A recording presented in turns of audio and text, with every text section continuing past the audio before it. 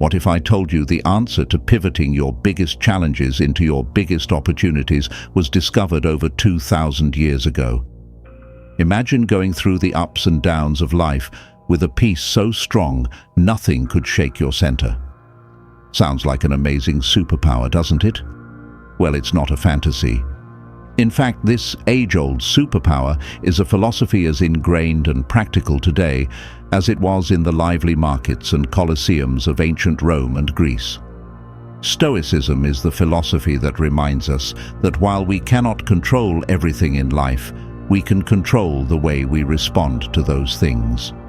These lessons can serve as an unwavering mast in today's climate of uncertainty. But the thing about Stoicism is that it is not so much about theoretical contemplation as it is about intentional action.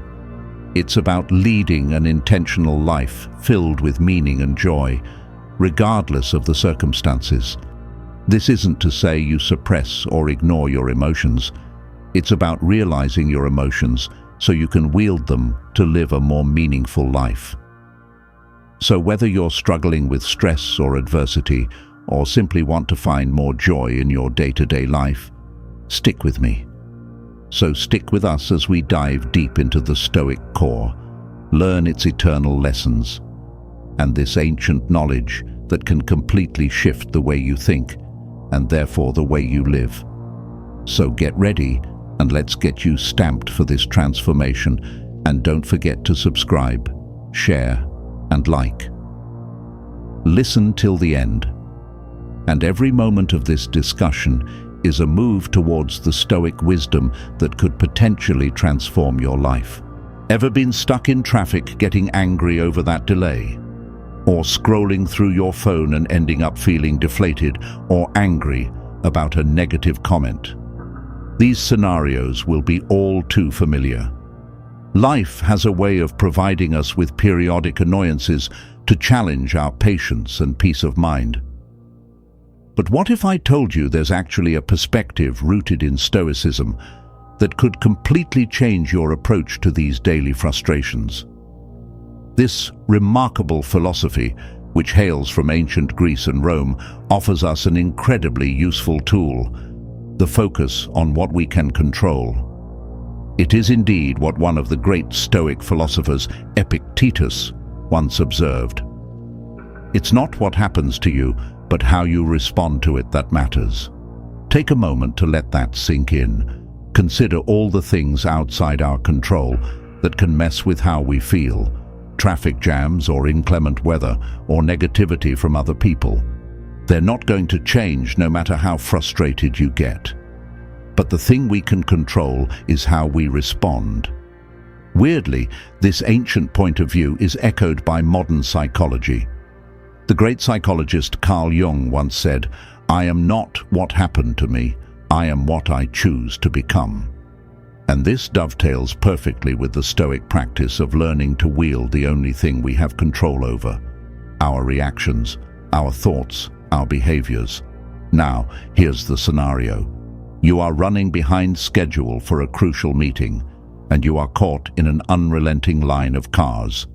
You can simmer in rage, rev your engine and horn, feel your blood pressure mount. But that won't help move the traffic an inch faster. Or you could breathe deep, accept the purgatory as the daily toll, and spend the time listening to a podcast, an audiobook, or your favorite music. The outside remains the same, but your internal mindset changes, making you less stressed and making the day seem better. This commandment of considering what goes into your control is true for more than the daily annoyances. It impacts how we chase our goals, relate to others, and face challenges that life throws our way. Wise words from Marcus Aurelius, the Roman emperor and Stoic philosopher, reminded the world that you have power over your mind, not outside events. Understand this, and you will be strengthened. The next time you find yourself getting caught up in something beyond your control, take a beat and ask yourself, is this within my control? If it's not, let it go. Eradicate your focus to your mindset, responses, and actions. By practicing this small but potent adjustment, stress can be alleviated and happiness increased. It's a process, not an overnight fix. Building ourselves up an inch at a time, we won't just get through difficulty, we'll find ourselves growing through it. A third game-changing concept Stoicism offers is that obstacles are not just things to be overcome, they are opportunities in disguise. Initially, this idea might come off as a little counterintuitive. For many of us, challenges are tangles in the way of our success and happiness. But Stoic thinkers like Marcus Aurelius, Seneca, and Epictetus turn this narrative on its head. They say, when life hands you challenging circumstances, instead of asking, "Why is this happening to me?" and ask, "What can I learn from this?" This shift in sensibility is a transformative one. Marcus Aurelius wrote really well about this concept. The impediment to action advances action. What blocks the path becomes the path. According to his perspective, every challenge, no matter how daunting, not only tests our willpower, but also provides important lessons as well. This perspective enables us to turn adversity into instruments of strength. This line of thinking isn't limited to ancient philosophy. Modern psychology supports this as well. The psychologist Carl Jung famously observed, "What you resist persists." Resistance to problems usually provides an even stronger grip on us. Rather, we can and should accept them, learn from them, so that we can be free of their stranglehold. For instance, job rejections. After a string of disappointments, it's understandable to feel discouraged. But what if you viewed each rejection as feedback? Maybe it points to things you could develop as skills or try in a different way. This attitude considers rejection a tool for vocational advancement. Likewise, conflicts in relationships, though uncomfortable, provide opportunities to develop patience, empathy, and communication skills. Each disagreement is an opportunity to get to know others and to clarify your approach. The key to seeing obstacles as opportunities is this: changing the way you look at things. Instead of trying to avoid adversity, ask yourself, what can I learn from this experience? You become resilient, wise, and learn how to convert passive victim mode into active learner mode. As Epictetus famously said, it's not what happens to you, but how you react to it that matters. If life throws you a curveball, take a step back and reevaluate. Look for the upside, the hidden lesson. It isn't about faking that challenges are simple, but seeing them as part of a broader process of growth. This method allows for a new opportunity to face life's challenges with renewed strength and grace. Stoicism is also about living in the moment, something that's been popularized in many modern self-help circles, often with a phrase like, "live in the now." But what does this really mean, and why is it so important? Living in the present means being fully engaged in the here and now, not letting your mind wander to the stresses of the future or the regrets of the past. It's about understanding that life, with all its wonders and trials, is only lived in the present. This idea is not novel. It is one of the pillars of Stoic philosophy for centuries, endorsed by such thinkers as Marcus Aurelius, Seneca, and Epictetus. Marcus Aurelius once said, "Do not waste the past. Do not dream of the future. Focus the mind on the present moment." He knew that presence helps empty our minds of distractions and see our life as it unfolds. But why is this so difficult for so many of us? Our brains are often full of chatter, fears about tomorrow, regrets about yesterday, a stream of what-ifs. This mental chatter, some of it unavoidable, does not allow us to enjoy the zest of the present. The least of things with meaning is worth more in life than the greatest of things without it, the founding psychologist Carl Jung quipped. When we live in the moment, we live in life. equipped to get the beauty from and meaning out of the most unlikely situations. Even a great philosopher like Aristotle used the concept of mindfulness as rooted in eudaimonia, or a state of waiting for the good to bloom. By centering ourselves in the present, he thought, we could live more virtuous and fulfilling lives. So, how do we practice living in the now? It begins with mindfulness, awareness of your present experience with no judgment. Eat with mindfulness and enjoy every single bite. When you walk, pay attention to the ground beneath your feet. When someone else is speaking, listen to them thoroughly, not to prepare what you will say. These micro-practices remind us to feel more anchored in the present and deepen our appreciation for the simple nuances of living. Seneca puts it nicely, true happiness is to enjoy the present without anxious dependence upon the future. He thought the constant fretting about what's coming or mourning what's past robs us of joy in the present. Living in the moment isn't about dismissing the past or disregarding the future. It's more about balance, using the lessons we've learned and preparing for whatever comes next, while actively immersing in the here and now. The good news? Each moment is a new chance to reset and ground into the present. It's currently that we connect with others, have experiences and be alive. Let's commit to showing up in our lives, to acknowledging the gorgeousness of this very moment, for it's here where life actually takes place. Self-discipline is the second key tenet in Stoicism. This word may evoke a sense of defined structure or a joyless life, but Stoicism takes it to mean a real sense of empowerment. Self-control doesn't diminish you, it gives you power, the power to choose behaviors in line with your highest values and goals, even when it feels difficult at the time. It's doing what's meaningful instead of what's easy. Self-discipline is, at its heart, all about self-mastery. It requires saying yes to the actions that align with your higher purpose, and no to the distractions that don't, even if the distractions do seem appealing. Whether it's maintaining a fitness regime, saving for something rather than succumbing to impulse spending, or just shutting down social media to work on something you care about, self-discipline means that you can postpone gratification for long-term benefits. This was a great virtue to the Stoics.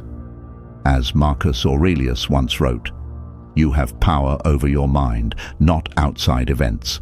Understand this, and you shall find strength." We respond to life through a wide array of triggers, but given that life is constantly tugging at your shirt, the more you can self-correct, the greater your self-discipline. Seneca, another of the Stoics, enjoined us to be firm and to command our own desires rather than letting them command us. He learned that psychological freedom comes from mastering ourselves, not from serving our cravings and impulses. Excellence, said Aristotle on the other hand, was an act not of the intellect but of habit. He thought that self-discipline was an important base to form virtuous habits that eventually lead to a more purposeful and fulfilling life. It's not about spurts of willpower, but about making decisions day in and day out that align with your values and aspirations. These teachings are in alignment with modern psychology. As Carl Jung emphasized, we must integrate all aspects of our personality to live a complete, fulfilled life. Enjoy the integration that requires some self-discipline while we go back and forth between competing desires and making choices that build and heal us. But how can we develop self-discipline in our daily lives? Start small. Pick one thing to improve. From working out to eating right to reducing screen time. Establish defined objectives that are realistic and concentrate on small, continual actions. As Epictetus aptly said, no great thing is created suddenly. Self-discipline does not happen overnight. It takes time to build through determination and hard work. It's also about making progress, not perfection. Every decision you make in line with your values builds up your discipline muscle. Small steps eventually add up, and they create change. So let's take this journey together, using self-discipline not as a form of punishment or limitation, but as a means to an end, because we want to achieve our dreams and live a life we love. When the curveballs of life come at you, the emotions can overwhelm. It's completely normal to feel frustration, sadness, or anger during difficult times. These emotions are a reflection that we're human. But here's the important bit. It's not just the feelings we have, but the way we process and cope with them. This is where the idea of emotional resilience takes shape. Emotional resilience is this hidden power that enables us to deal with life with poise and bounce back even stronger from it. This isn't about denying your feelings, but acknowledging them, understanding where they come from, and then deciding how best to proceed without letting them take you over. The Stoics had a lot of focus on this. Take Marcus Aurelius, for example, who said in his meditations, "You have power over your mind, not outside events. Know this, and you will be strong." This deep wisdom touches on the fundamental essence of emotional resilience. Though we cannot be the arbiters of our fate, we are always and completely the arbiters of our own thoughts and responses. Emotions need not drive our behavior. They can be understood and channeled. Seneca put it similarly, that we should perceive challenges as ways to create virtue. He saw the challenges of life as tests of our patience and resilience, encouraging us to examine our feelings rather than act on them impulsively. Confronting these emotions directly makes us not just stronger, but smarter. But how do we cultivate this emotional resilience? The first step to doing so is developing self-awareness. This involves paying attention to your thoughts and feelings as they come up, acknowledging them without criticism. Before responding out of frustration, take a moment to consider, what is behind these feelings? Why do I feel this way? This exercise exposes patterns in your emotional reactions and will deliver great insights. Next, embrace balance. As Aristotle had put it, there was the golden mean, wherein all things were best when they were in moderation, including our emotional responses. That doesn't mean repressing strong feelings, just determining an appropriate response. It's recognizing what you feel and deciding not to be overpowered by it. Carl Jung, a founder of analytical psychology, said we need to be with our emotions in order to bring them into our whole being. Integrating the experience and being able to reflect on their actions is key to resilience. Facing our feelings head-on, we discover more healthful, constructive ways to deal with them. In those moments you're wrangling with the full brunt of strong feelings, begin by giving yourself permission to feel them completely. Recognize your emotions. They are legitimate and human. Then, step back to consider. What do these feelings reveal about yourself or your situation? Such introspection not only helps you work through emotions, but also prepares you to respond in ways that best reflect your values. As Epictetus reminded us, it's not what happens to you, but how you react to it that matters. These words summarize the crux of emotional resilience. It's about converting emotions into instruments for growth and not roadblocks. Building this type of resilience is a journey, and it takes time, self-examination, and openness to learning. But the payoff is huge. A more resilient, balanced you, prepared to ride the waves of life with poise. Another integral idea in Stoicism is that of memento mori, or remember you will die. Though this phrase may have a sad ring, the Stoics didn't see it as something to dread, but rather a deep reminder to live more fully. They felt that the awareness and certainty of death motivated a greater love of life and helped us to prioritize what really counts. Marcus Aurelius frequently contemplated the transitory nature of life, writing, "You could leave life right now. Let that guide what you do and say and think." This contemplation was not morbid. It was a chiaroscuro of existential thought, but a call to arms. It was a reminder to do what matters, disregard busy work and the small stuff, and lead a life of principle. Seneca wrote about that too, the wisdom of not spending our finite time on the infinite if it does not matter. He implored us to live well, to appreciate each other and our lives instead of being distracted. When we remember that life is temporary, we are encouraged to prioritize what is meaningful and joyful. Epictetus taught to be aware of our death, to help to be present.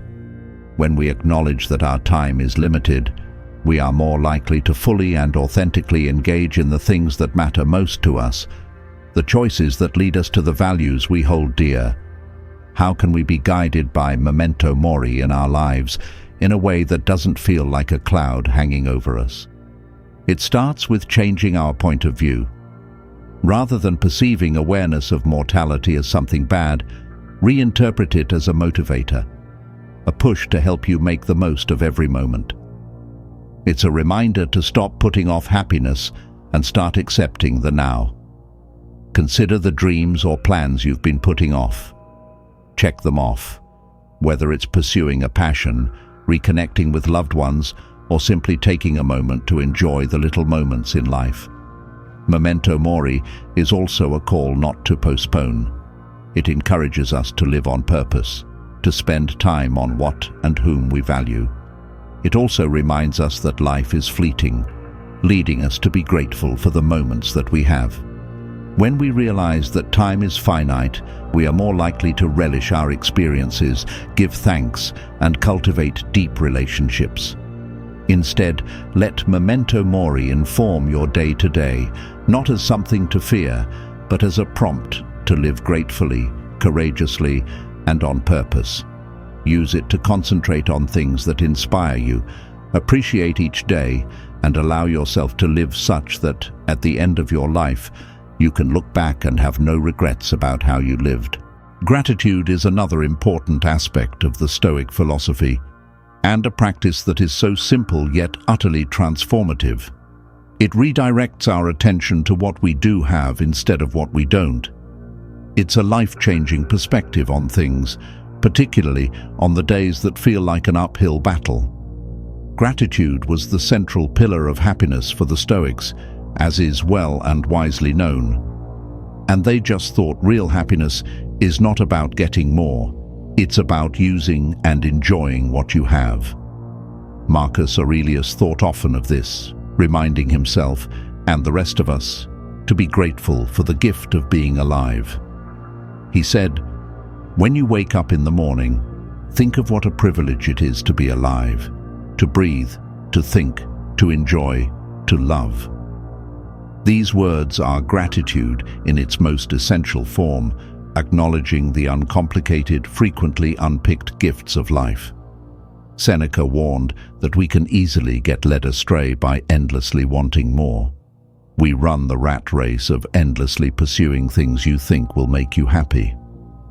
The real meaning of life comes from being grateful for what you already have and recognizing that it's actually the things right in front of you that mean the most, he suggested. Always the pragmatic teacher, Epictetus urged his students to extract value in the lives they found themselves living, difficult as they may be.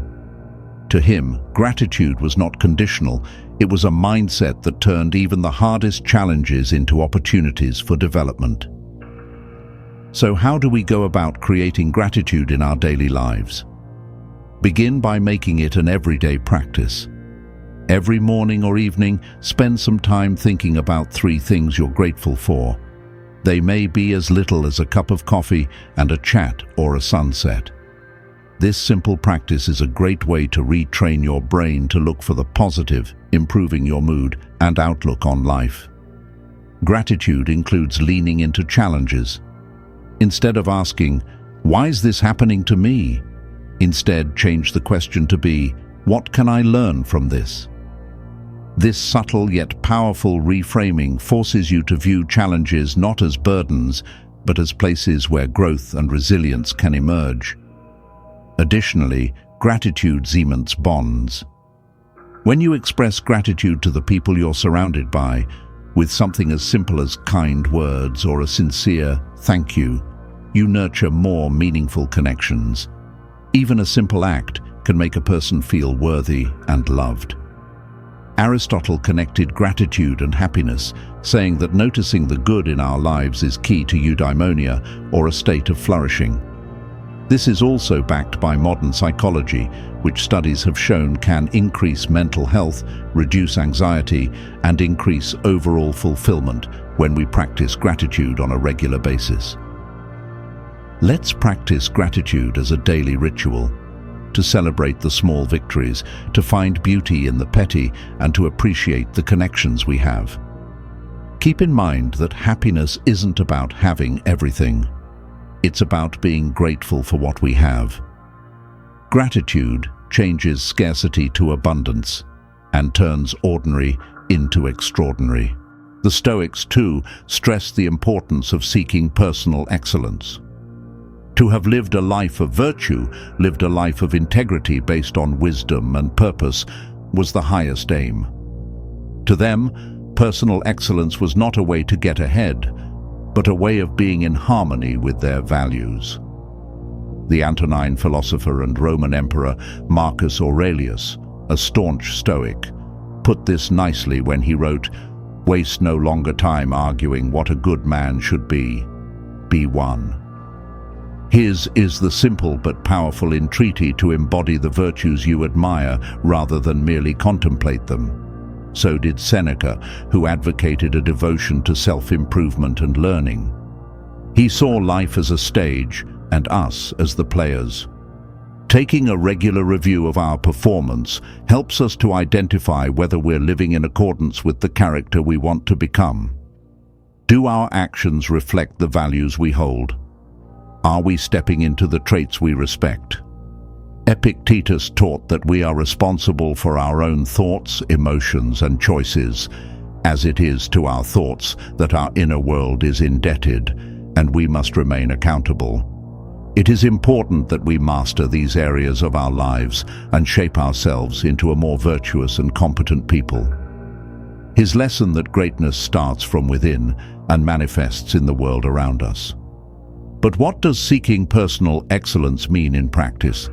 It starts by establishing some ground rules for yourself, rooted not in society or in comparison to others, but anchored in your values and in your goals.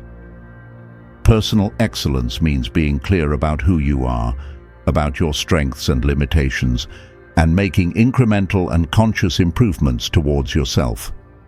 And resilience is key to that. Your responses to setbacks and failures are usually what defines your personal and professional journey. The philosopher Aristotle, however, said it better. Excellence is never an accident. It is an outcome of high intention, sincere effort, and intelligent execution. This reminds us that personal excellence comes from practice, not fortune. Every single decision, no matter how small, shapes your reality.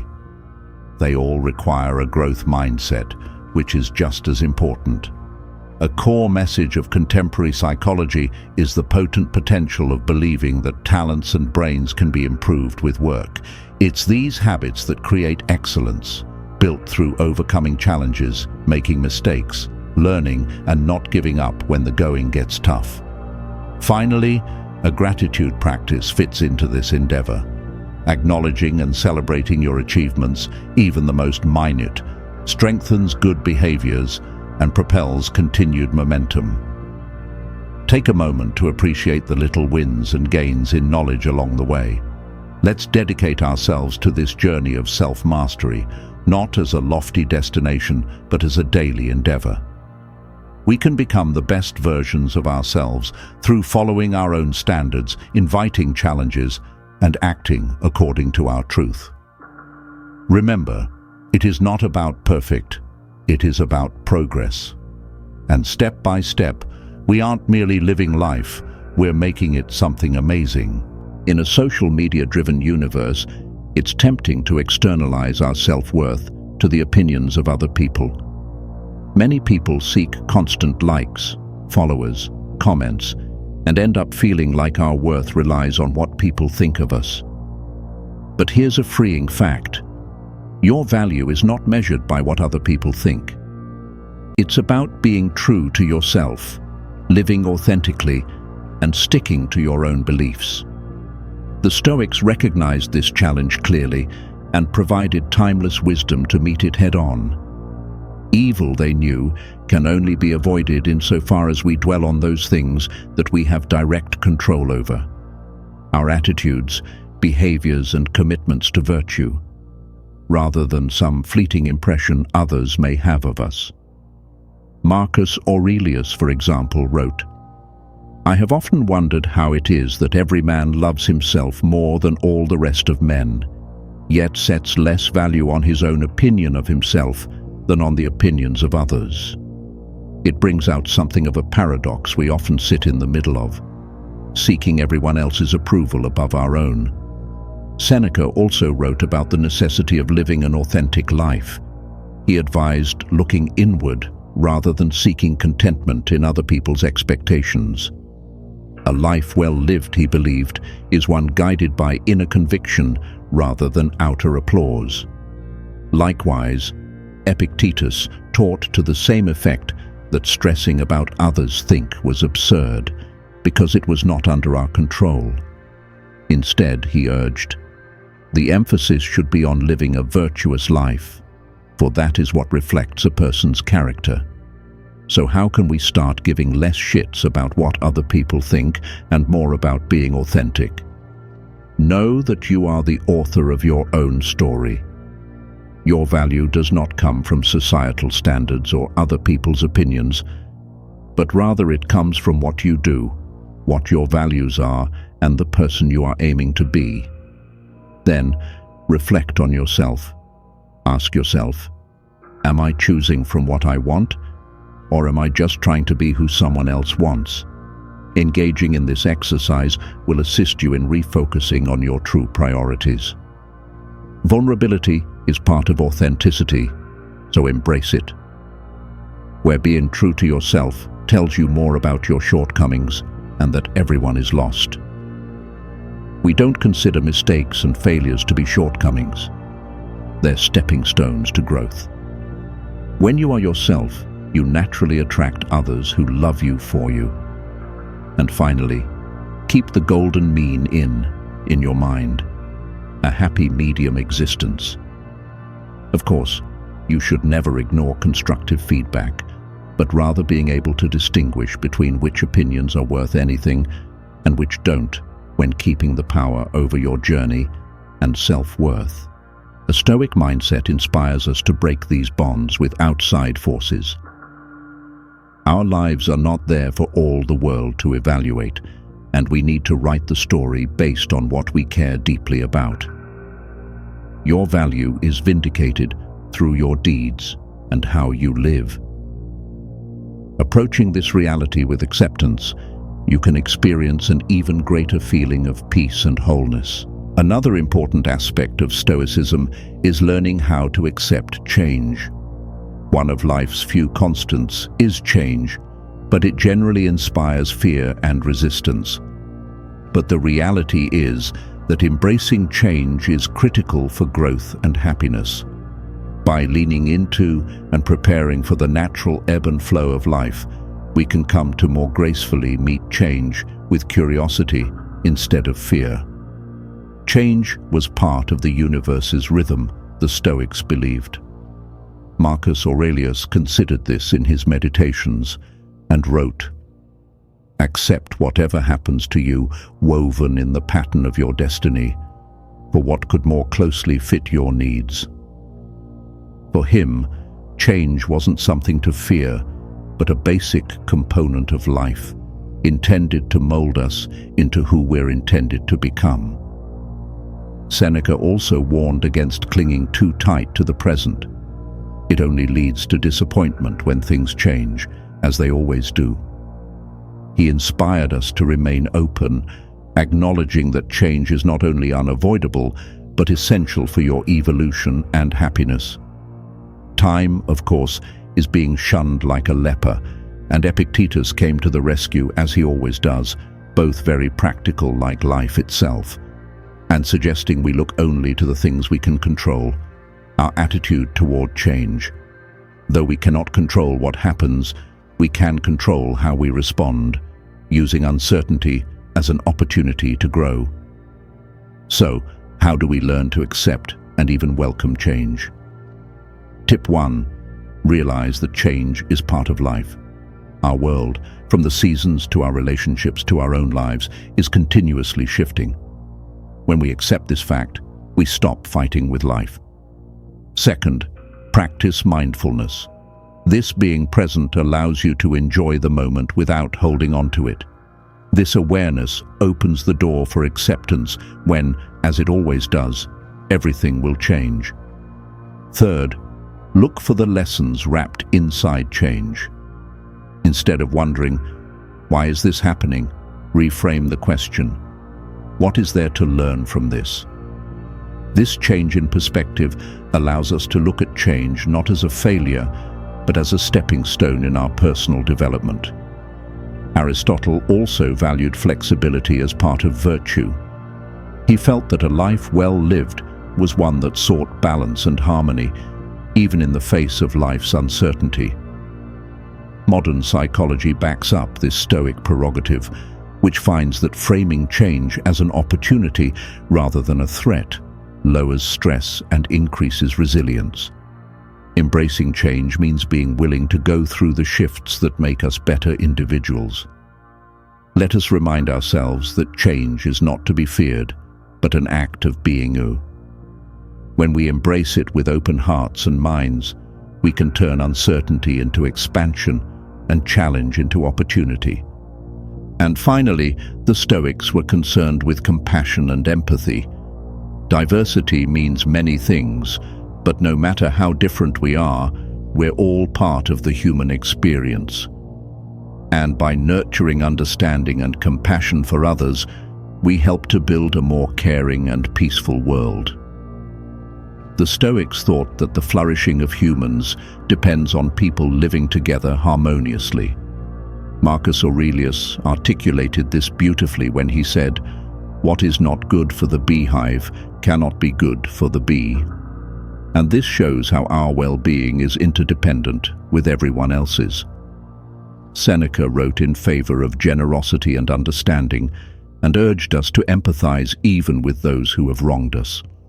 He claimed that compassion emerges once one realizes the shared struggles of humanity. Epictetus focused on perspective, encouraging us to see things through other people's eyes before we make judgments. This doesn't excuse harmful behavior, but it does imply adopting an empathetic approach to one another, trying to comprehend another person's experiences and motivations. Listening with intention is the first step to practicing compassion, listening to everyone without judgment and without interruption.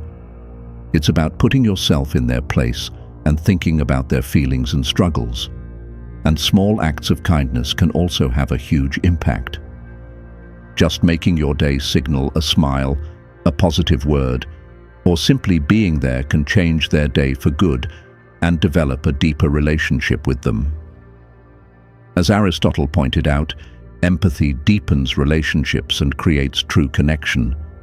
Modern research supports this, demonstrating that practicing compassion boosts our own emotional health and creates a sense of belonging. Let's pledge to be understanding and kind. Then, we can not only add value to the lives of others, but we could create ripples of compassion that ultimately change the face of our world.